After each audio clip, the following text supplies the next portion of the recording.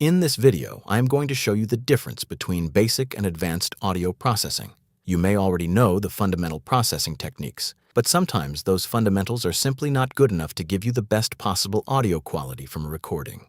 Let me show you with a practical example. So I have a track here. This is the original track. I will make a duplicate of it by double-clicking, going to Edit, and selecting Duplicate. Now I have two identical copies of this track. From the bottom track, I'm going to remove this part. Don't worry if this doesn't make sense yet. It will be clear in just a moment. I have deleted that section. Now, if you are familiar with basic processing, the standard steps are normalize, noise reduction, EQ, compression, and then normalize again. I will be doing all of those things to both tracks. Instead of doing it manually, I am going to use a macro to do it efficiently. A macro basically means all the effects are set in one place, pre-configured, so we can apply them all at once. I will double-click on the top track, go to Tools, click Apply Macro, and select the Clear Vocal macro. Now, in your version of Audacity, you may not have this macro, and don't worry, I will show you how to build a macro in a future lecture. But if you want to get this macro right away, you can find it on the shop page. The link is in the description. I will apply the macro on the top track. The audio on the top track is now improved. I will apply the same macro to the bottom track as well. The process is the same. Select the track, go to Tools, Apply Macro, and then select the macro you wish to use. For this case, the Clear Vocal macro. Now, if you look closely, you will notice that the waveform of the bottom track has changed quite significantly compared to the top track. Why did that happen? Well, if you look at the top track, you will notice there is a spike, an abrupt, very loud section in one part of the waveform, and that spike affected the overall processing of that track. Let's listen to both tracks now so you can hear the difference clearly. First, the top track. A dead battery. Every driver's worst nightmare. Until now. Introducing Always Start, the preventative smart battery protection device that keeps your vehicle ready before problems begin. Now let's listen to the bottom track. A dead battery.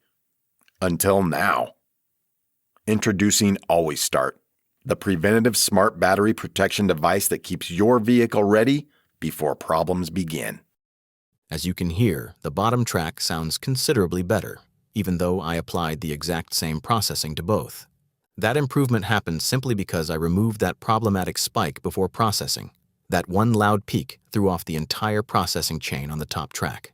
So what if you already have that spike in your waveform and cannot remove it? How do you fix it? Well, to fix something like this, you need a bit of extra knowledge in audio editing. For example, it is entirely possible to fix this using a limiter. Let me show you. I will only keep the process top track and duplicate that. I now have an identical copy of the already processed audio from the top track. I will select the bottom track, go to Effect, and apply a limiter. Don't worry about the exact configuration right now. We will cover that in detail in a future lecture. I will apply it now. You can see that the bottom track has improved quite significantly, and if we listen to it, you can clearly hear the difference. A dead battery. Every driver's worst nightmare. A dead battery. Every driver's worst nightmare. A dead battery. Every driver's worst nightmare.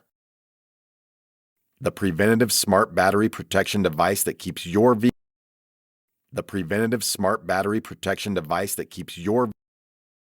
The preventative smart battery protection device. Just by applying the limiter, I was able to bring that audio to a much better quality. In the earlier example, I removed that problematic section, so the limiter wasn't necessary.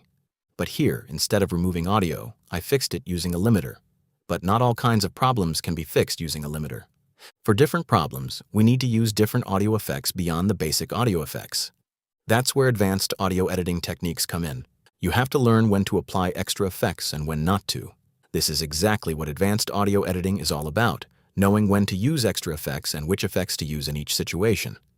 That is the goal of this course, and we will be exploring more techniques like this in upcoming lectures. If you're watching this on YouTube, this video is actually part of my course, the Professional Voice Audio Blueprint, Audacity. This course is designed for people who already have a basic understanding of recording and editing in Audacity.